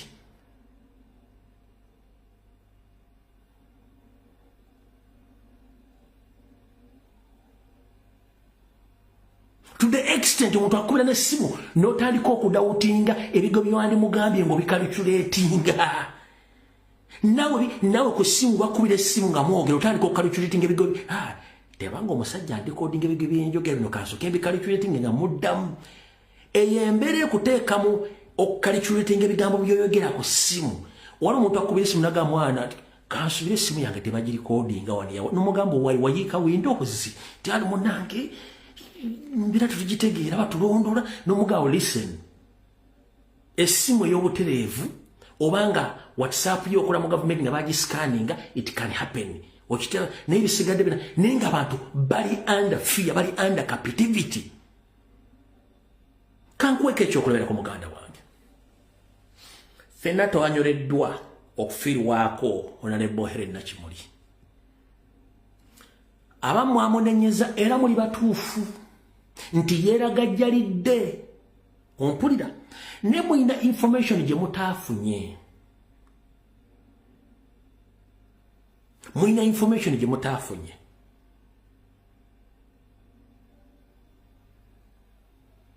era nange gye njagala obutabawa esigaleyo nange gye njagala ekole ki esigaleyo kubanga esobola obatabula emitwe mugenda kuwulira information nga ebatabula emitwe nga mugiwuliddeko naye nange sigenda gibawa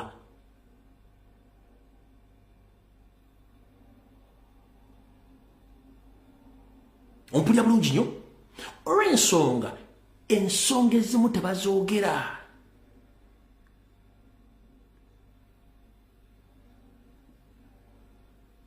kankweka ekyokulabirako manze nina ekizampo zammwe zemmanyi ze mutegereramu koodi zammwe ekizampo zange nzimanyi mmanyi ekizampo zammwe nze abantu bange mbamanyi nze ndi musajja n'abali kuno kuliko abasajja n'abakazi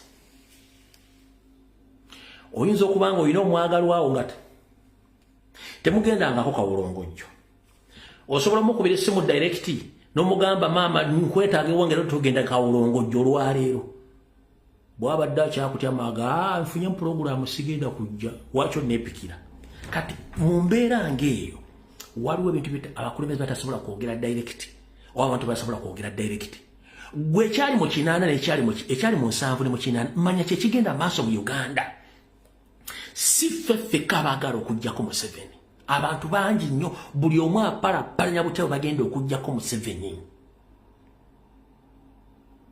buli omu apalapalanya butya bagenda okugjako Museveni ne mu kupalapalanya Museveni sente zibadde zirina okukulaakulanya Uganda mu myaka 4 ebitundu 8 ku buli 100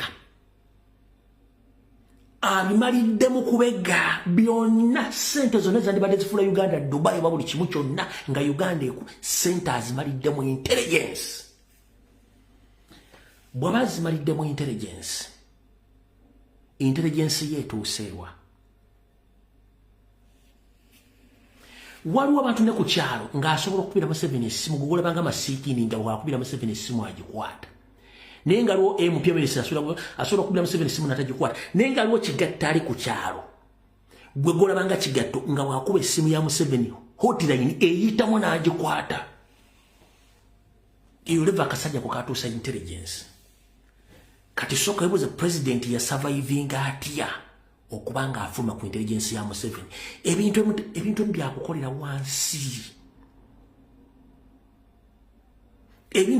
wansi paka libana akivunda so baganda bange njala bagamba ekigambo kimu mulina obulumi era muli baddembe sina gwe ngana kwogera kigambo kyonna kulumba muntu yonna atayogedde naye ng'omuntu oyo mu kusirika kwe aba alina kyalowooza nekyakola kankuweka ekyokulabirako nandibadde sikibawa naye kankibawe manyi okuwangaala kuno kukulabisa ebinene betwenkanya emyaka n'abansinga emyaka eggwanga Bungereza liri ebyafaayo bingi nnyo ne katuggyeko wano kabaka aliko ne ex-we omugenzi gwe mmanyi obulungi Diana yayita mu bizibu bingi n'okusomoozebwa kungi nnyo ng'olula olulangira lumukubba amawulire gamukubba Diana nga tayogera ne yatuuka allo mujjula mu nsi ebyatuuka byonna mwabimanya olugero luwanvu nnyo. Ne taata w'omuvubuka gwe yali adeetinga yali musajja Binyonkondo atonye mooli. Obwakabaka obwamumma empapula. Bwamumma empapula. Lwaki?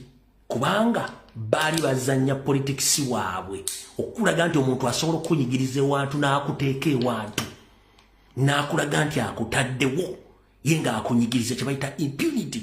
Impunity teri mu Uganda wokka. The impunity is world over. But how do we fight impunity? How do we fight impunity? Tusome history tumwetegereze. Naye nyongera kugamba nti nze oli waddembe okukola kyonna ky'oyagala kuba that is your constitutional right. Naye ngezizzaako kugendera nnyo ebuzibu otegeere ensonga zino naye ng'osigaza right okusigala ng'okola ky'oyagala okukola. Gwe ku muntu gw'olowooza takoze kimala oba talina kyakoze olw'eggwanga eri oli waddembe. Sikuyimiriza. Lwaki? Mulaba nnyo abasajja ba umeme abatambuza amasannyalaze. Bwe bagenda okusimba emiti egyo babeera n'emiguwa ate babeera bangi naye ekibayimbisa ennyimba ezo eba molaalo era emiti nagyo ne gitambula. Ompulya bulungi nnyo emiti ne gikomejjamba ennyimba muyimbe tezitugenda ku miti gyo tetugenda kugitambuza naye eyo kibayita molaalo. Kati ne molaalo yammwe nze sikigaana mugende mu maaso naye nga mmanye nti emiti girina okusimbibwa by all means tegisobola kugaana. Mpulya bulungi nnyo molaalo mulina ogikola era ogiteekawo naye mukimanyi nti emiti girina okukola kigirina okusimbibwa. Kati n'olw'ensonga eno basaba comrade ffenna buli muntu yenna gy'oli kola ky'olina okukola ky'omanyi kituufu. Naye nyongera okukujjukiza obwakabaka Bunyoro bulimu ensolima, obwakabaka bwa Ttolo bulimu ensolima, obwakabaka bwa Busoga bulimu ensolima, obwa Bukonjo bulimu ensolima, obwa Buganda bulimu ensolima Pro Max Outula. Ensolima ezo manye emirimu gyazo. Ensolima ezo manye emirimu gyazo. Kati olunaku lw'olimanya ensolima eziri mu Bwakabaka bwonna obw'enjawulo muganda ngo ojja kutegeera ekituufu kye kiri.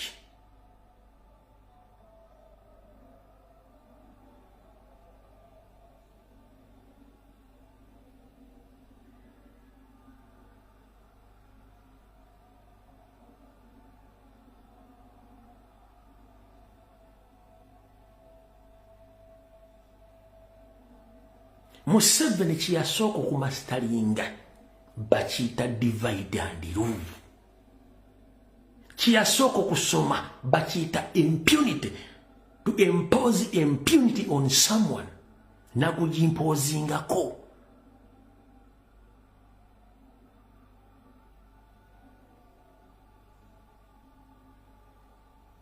N'amala okuimpozingako impunity ate najja mu public neeraga nti ye mutuufu.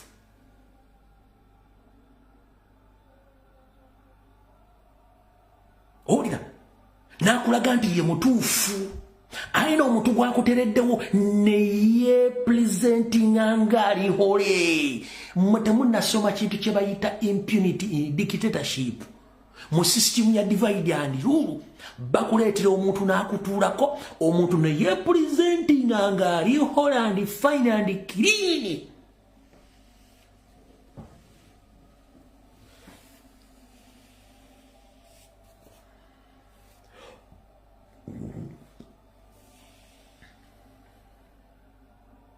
Bakuteekako omuntu najja naye n'abeera fine and clean ng'ate ali hole ng'asikiriza buli muntu yenna amulabako nti musajja ono bamuwayiza musajja naye nga eri kintu kyavuga kirala nnyo eno babalaga kirala.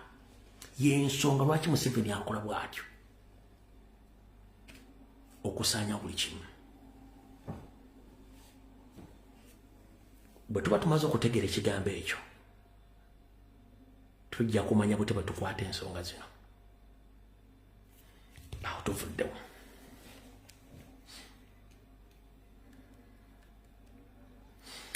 Mu nsonga y'okubeera hole and clean mu system yaabwe y'okwebuzaabuza wulira bulungi nnyo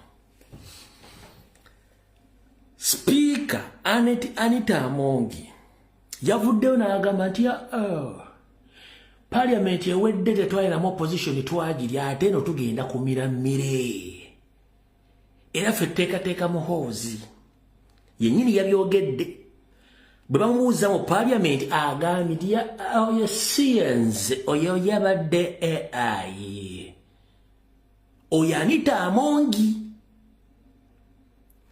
bwe twali mu kulonda bamemba pale bali mu kulonda agamba make sure mu byali mu kulonda emwanyi okuzijja ku Uganda Coffee Marketing Board bani hano ekitongole kikwasaganye emwanyi mu Uganda Anita Amongi make sure Baganda don't get numbers bwe yava n'agamba ebyo bigambo tannabyogerako byali AI generated ompulya bulungi nnyo kansoke nkuzzeeko kemabega tugende ka video yako jja kulaba kubiyo nange nabikuzanya kati oli okomanya abantu betudiringa nabo tudiringa n'abantu abafere abayaaye nga they can easily deny what they said in public. They can easily deny what they say in public and they go away with it. On several occasions, Anita Amongi, he had came out publicly and spoke bad against opposition.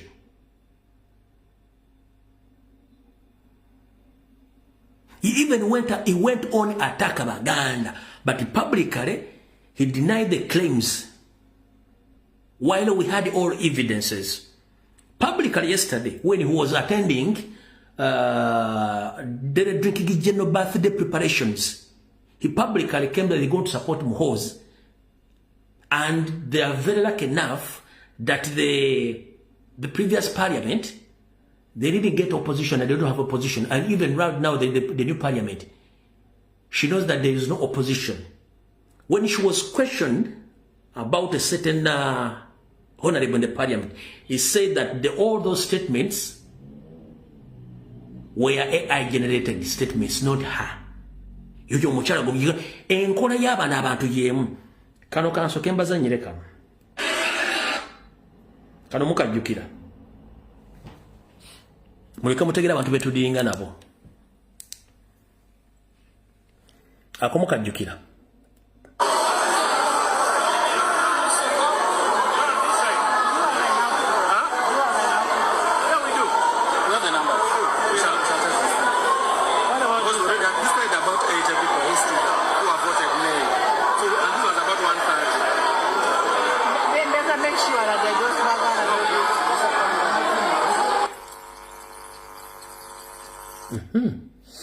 Yagamba make sure those Baganas don't get number.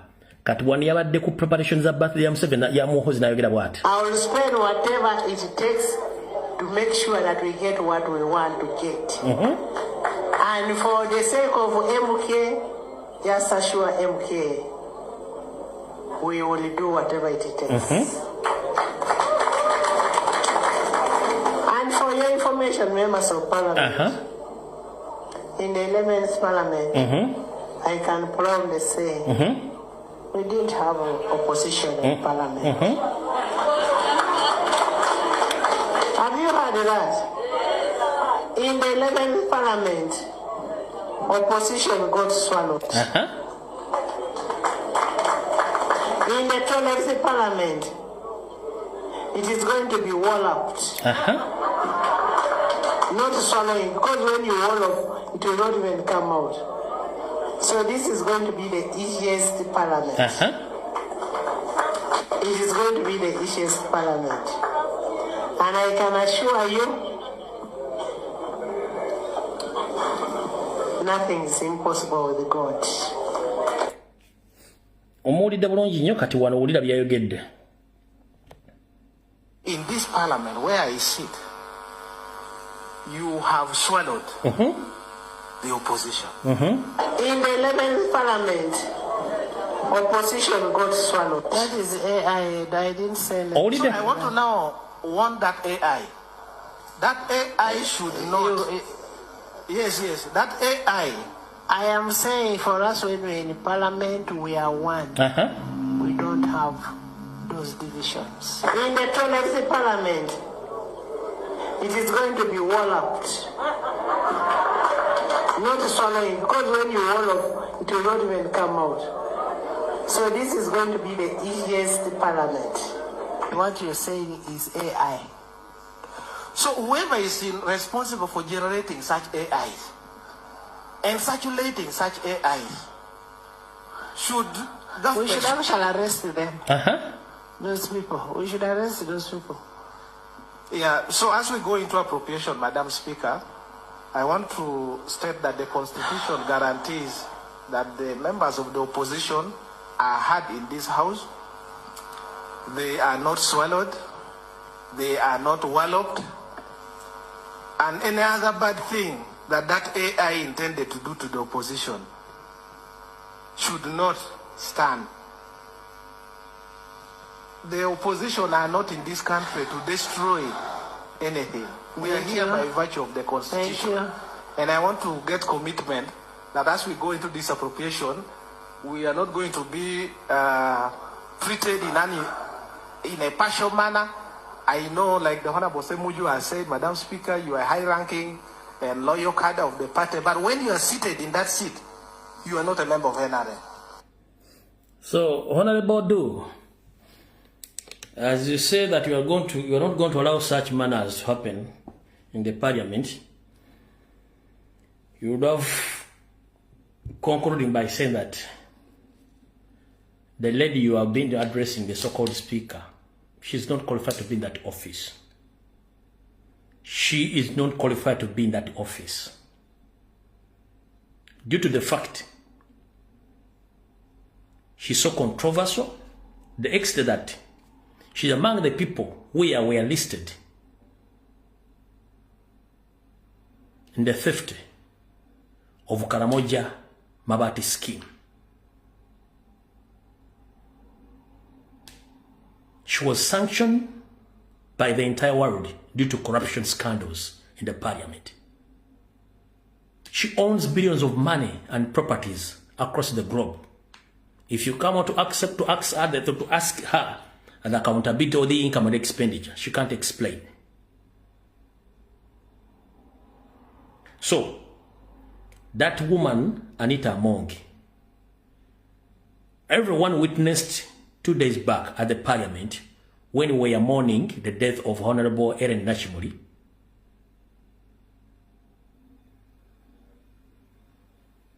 Her and his deputy, Taiwa, they are crying, but they were not mourning. Those were crocodile tears. They knew the mission of eliminating Honorable Ellen Nachimuli. They knew. Those were the tears of joy. But the person who was behind the assassination of Ellen Nachimuli is the same person who's going to do the same to you, Member of Parliament, including Anita Among. And the reason as to why Anita Among is backing Moho is because she knows she's among the people who are in the black book of Museveni, and she might be eliminated very soon or later. She knows exactly what is going to happen to her. But unfortunately, due to that she's going to allow each and every bills to pass in the parliament. She's happy denying claims which are evident in these videos. So those were the crocodile tears. They know who was behind the assassination of Honorable Nachimuli. And to cover up the traces, they made sure that they covered all the bills.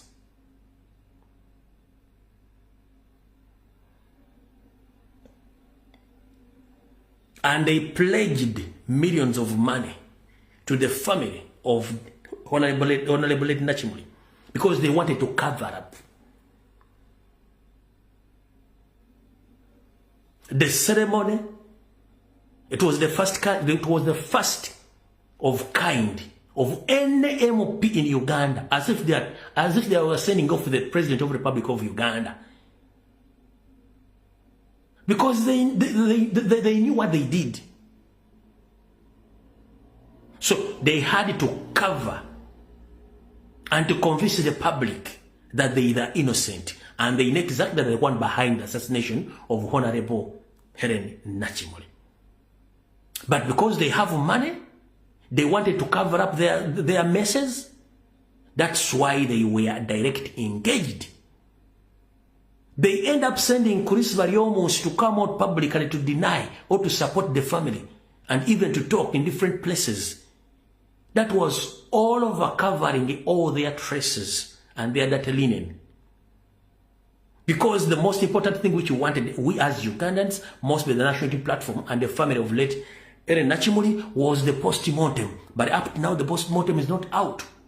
So the money paid, the well-organized send-off of Ellen Nachimuli, as if you are sending off the president, those all were cover-ups to cover the traces. But in the same way how you eliminated Nachimuli, the same way you guys are going to be eliminated by the same guy, the same system. It's just a matter of time. Either cardiac arrest, blood clot, or body organ failures. Those are 3 diseases. Cardiac arrest, blood clot, body organs failure, or accident. You'll face such death. So, ebyo nabi mwakozi twabitegedde, mwadde mugezaako kuzibiikiriza kituli. Mwadde mugezaako kuzibiikiriza kituli. Mwadde mugezaako buli muntu wakitegera tukimanyi bulungi nnyo. Twali tusinga okuba kumanya post-mortem mwagigaanidde. Mwene musindika poliisi, parliamenti, baani bonna ne baggwayo kubanga mwadde muzibiikiriza mu mazima ga mukazi yattiddwa nga mukimanyi. Nti mwamusse era mwadde mukimanyi.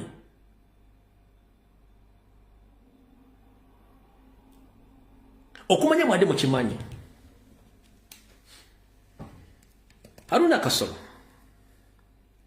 omusajja omusiraamu okujjawo ng'olya bulimbizi. Nze ndawutinga n'obusiraamu bwo. Haruna Kasolo wagambye nti Kalangala badde bakuba abantu mu kuziika kwa Honorable Helen Nachimuli. Haruna Kasolo tewabaddeyo Kalangala. Waze mu parliament n'olu mu bugigi.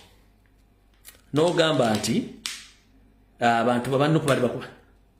Wachi oli against nnyo Nuupu ng'ate gwe wakola effujjo ntakwogerako nnyo. Wachi oli obsessed nnyo ne Nuupu. Buganda yonna gwe mastermind ow'okubba obululu n'okutulugunya n'okusiba abaana ba Buganda. Ekyo tukimanyi. Omanyi ekyatuuka ku Kibuule?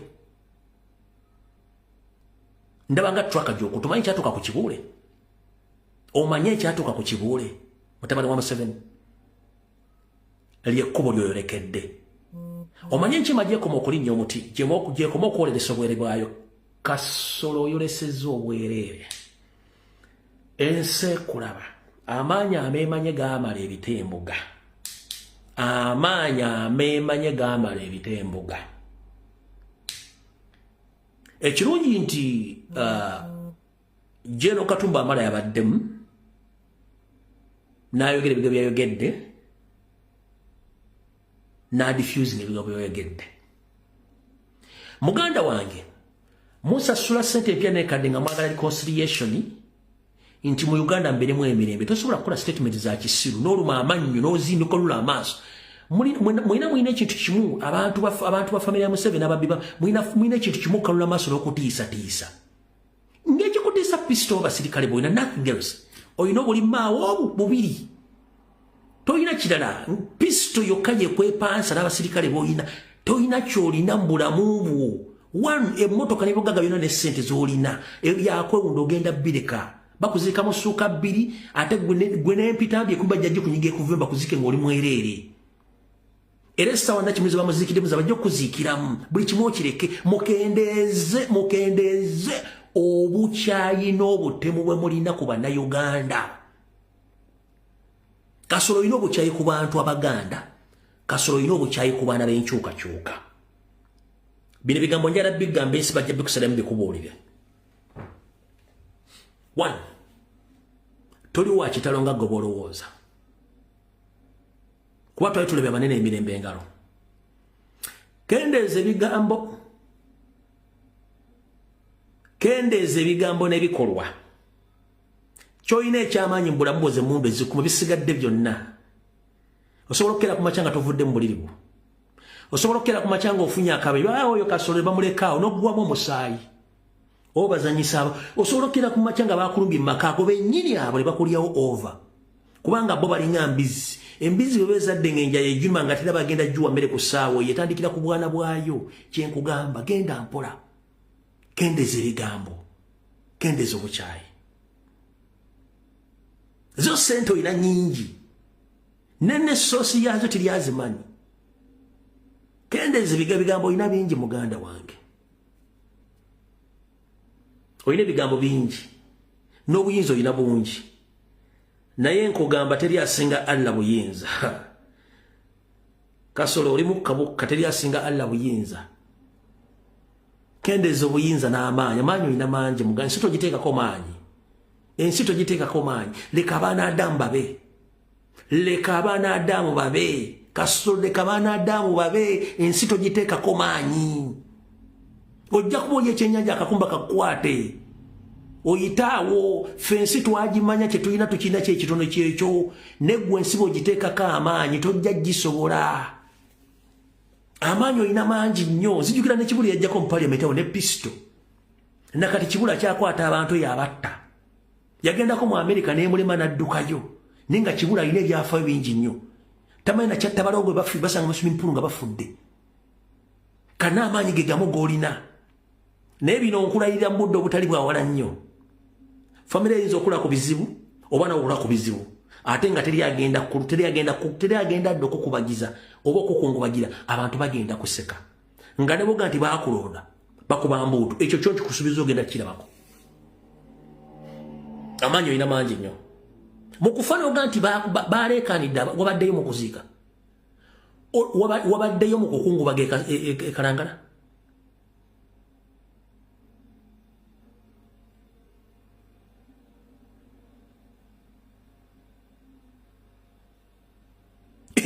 Ez'emmundu z'otambula nazo ge maanyi ebisigadde tolina maanyi Kibuule. So Haruna Kasolo emmundu ezikuma pisto z'olina mu kiwato abasirikale by'olina ebisigadde tolina maanyi muganda wange. Tolina maanyi. Vidiyo eno maliri oba bugenda giko tolina maanyi. Tolina amaanyi ogalina lwaka pisto k'olina mu kiwato n'abasirikale abakuuma tolina maanyi. Kubanga ne sente simanyi. Famu zolina n'ebigabo byago simanyi. Amaanyi gali mu bantu. Era abantu ebakuuma. Era okwagala kw'abantu ge maanyi. Singa obadde olina amaanyi singa toweesiba pisto mu kiwato. Singa totambula na b'amagye. Singa otambula ng'abane ekikulaga nti olina maanyi ge magye ne pisto.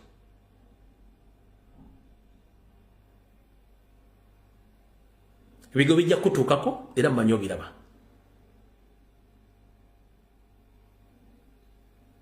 Bw'obanga ogoba musajja munno olekanga mwezi n'akozza tolina maanyi. Tolina maanyi.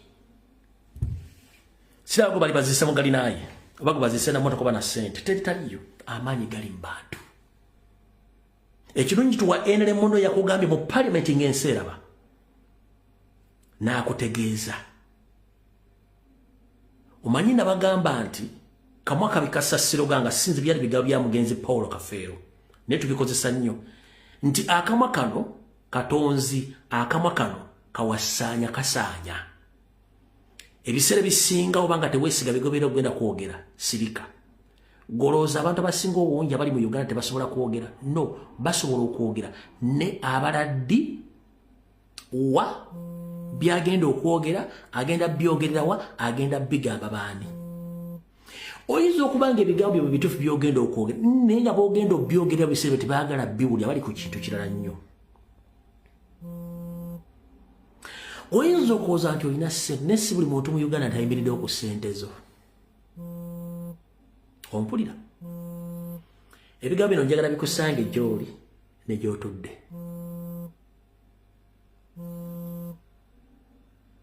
kendeza amaanyi ensi togiteekako kibbawa togiteekako maanyi togiteekako maanyi n'olwebigambo ebyo njala otutegeeza bannayuganda mmwe najje muli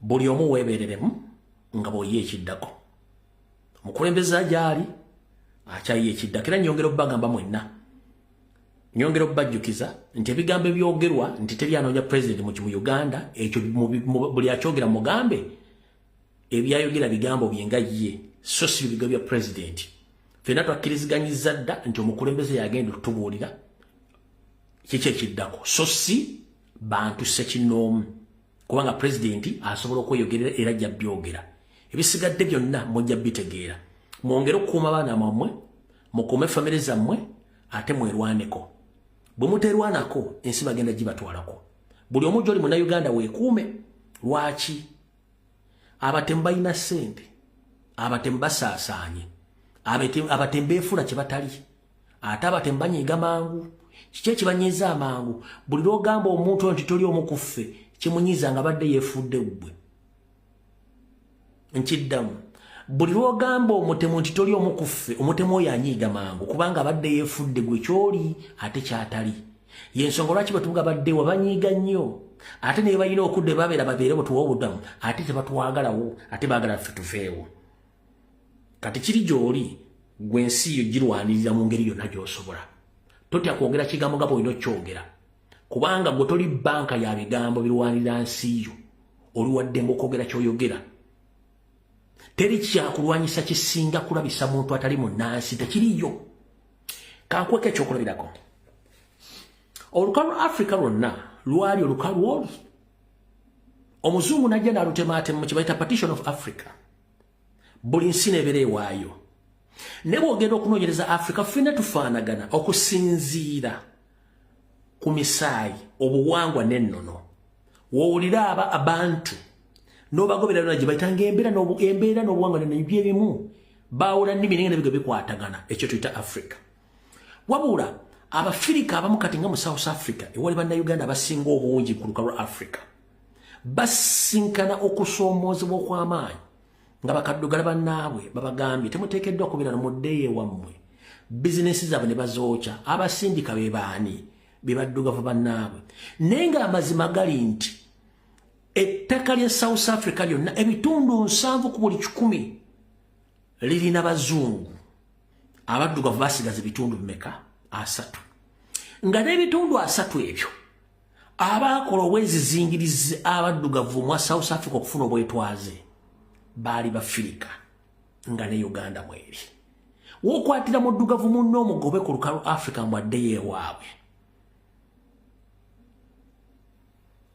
kitegeeza atuloga akyatulengera naye ekyo kikuwa ekyokuyigirako nti ewatali wammwe obeera ubeezi nga mugenyi oyina ewammwe tulwane nnyo tudde waffe tukolere waffe tuleme kuddira ggwanga ddikwasa basajja bagwira balitwale era ne bajjajjaffe gye bali wattu bali mu kutukaabirako baleeta ekizibu ne tukyebakiramu tutegedde obudde bunaatera okuziba naye nakyo ekizibu kitegedde nti abantu bakitegedde kirina kukola kikwerwanako bw'otategeera kwerwanako mu ngeri eyo ogenda kuwonawo otya buli muntu njagala otandike okweteekamu kye bayita survival instincts embeera ez'okusimatuka embeera yonna ey'akazigizigi ze bayita survival instincts weekengere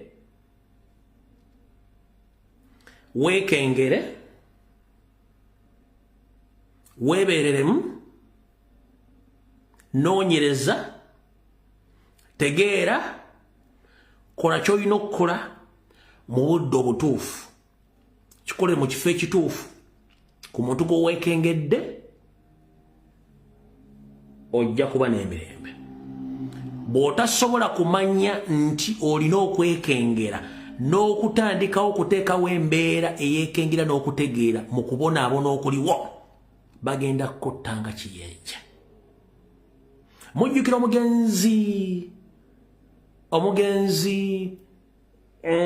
omugenzi Nobo Mayombo.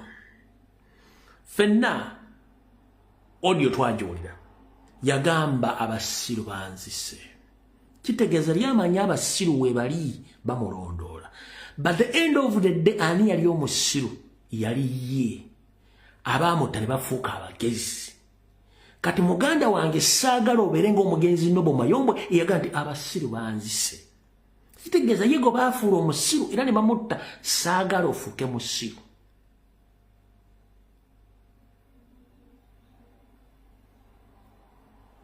Mbagambe n'emisango 8 plus kati etteeka libwe liyita ery'okugjawo ffe obutuuze n'obuvubu bwaffe. Buli lunaku ngenda kubanziza omusango gunsiba emyaka 2 kati emyaka gye nnaamala nga nkalakata musebe bayinza okubanyiza okuba n'emisango ng'emitwalo 28 kati oba naagiwoza ddi simanyi naye ng'ate njajjiza. Egyo emisango ngenda jjizza. Gino gye mwakanteekako okuva mu 2017 gira emisango 8 plus. Kati gino egy'okunsiba emyaka 22 gyo buli lunaku ngenda jjizza. Oba naasiba emyaka kakatabali kamwe mumanyi naye ng'ate nyina ojjizza buli lunaku. Sinze nawandika constitution. Kuba constitution ega power belongs to people. Si bwe kiri? Constitution ega power belongs to what? To people. Era nebeeramu n'akawaire akagamba freedom of speech, freedom of expression, freedom of assembly. Ebyo nabi okujonga mbijjemu. Ekitali ekyo emisango ngenda kuzza kafuku buli lunaku lwe najja emyaka 22 mu musango video emyaka 22 ngenda jizza mpaka ku mpozi ne munajinsibiwa mu ttaka. Musaaga. Bulaza yonna gy'oli tofiira mulongi lwanira eggwanga lyo. Gw'omwana gy'oli tofiira mu kwegadanga genda olwanira eggwanga lyo muve mu kuwanika amabeere n'obubiina mugende mulwanira eggwanga lyammwe. Mwesiga ebizigo amalwaliro tewali mujja kulwala kansa. Ompulya bulungi nnyo mujja kwegadanga tewakyali ARVs bagenda basiga enzi ku siriimu nga temwagala kulwanira ggwanga lyo. Muve mu program y'okulaga amabiina n'amabeere ku social media mulwanire mmwe musinga obuzibu ofuna olubuto emulago tonawo ogenda kuzaalira. Mumpulya bulungi nnyo. Muve mu bintu by'ekisiru era njagala nnyo okusalutinga abaana abawala mwenna abali mu struggle n'aboogera ensonga. I salute you.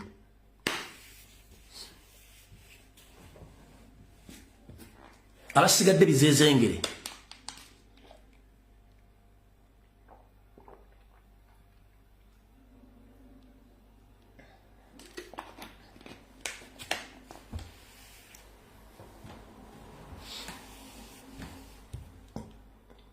Video wedde mukaba nkuumira takumira mpera bwala munne kabatwale. Njigadde